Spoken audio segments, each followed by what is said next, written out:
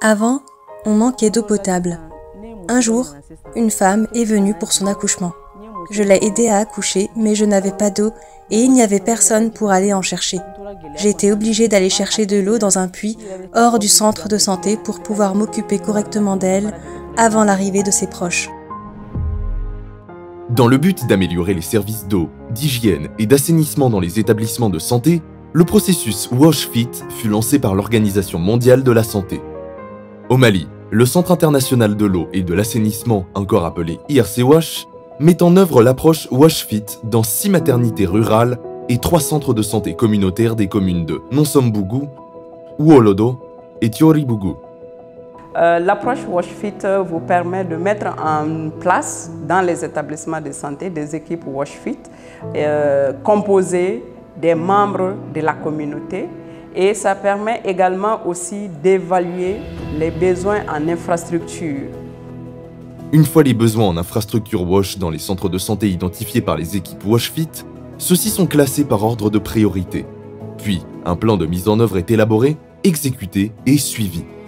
Ainsi, au sein de la maternité rurale de Ndjela, plusieurs infrastructures WASH ont été réalisées par l'équipe WashFit sans aide extérieure.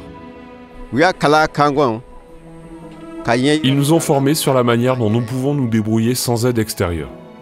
Nous avons alors recensé tout ce qui nous manquait dans notre centre de santé.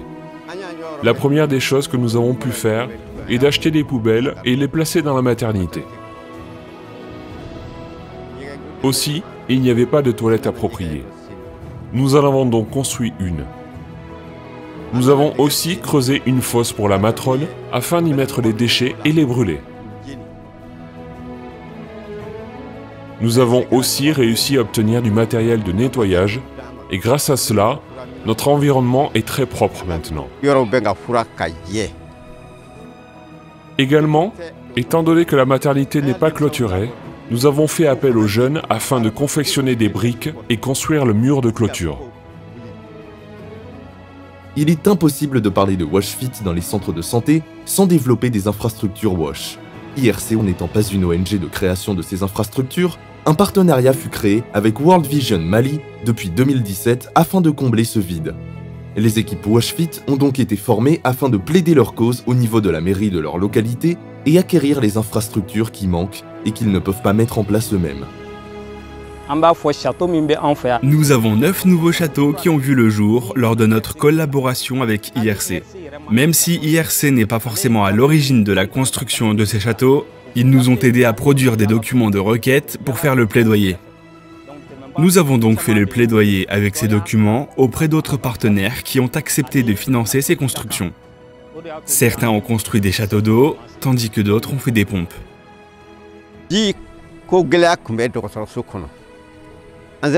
Étant donné qu'il y avait un sérieux manque d'eau dans le centre de santé, nous avons dû inventer une solution car le centre est loin du robinet. Nous avons donc acheté un long raccord pour relier la tête du robinet à la cour du centre de santé. Le centre de santé de référence de Kolokani est un des partenaires techniques clés d'IRC. De ce fait, afin de pérenniser les acquis du projet, des missions de suivi et d'évaluation sont organisées régulièrement par le médecin-chef du district sanitaire de Kolokani.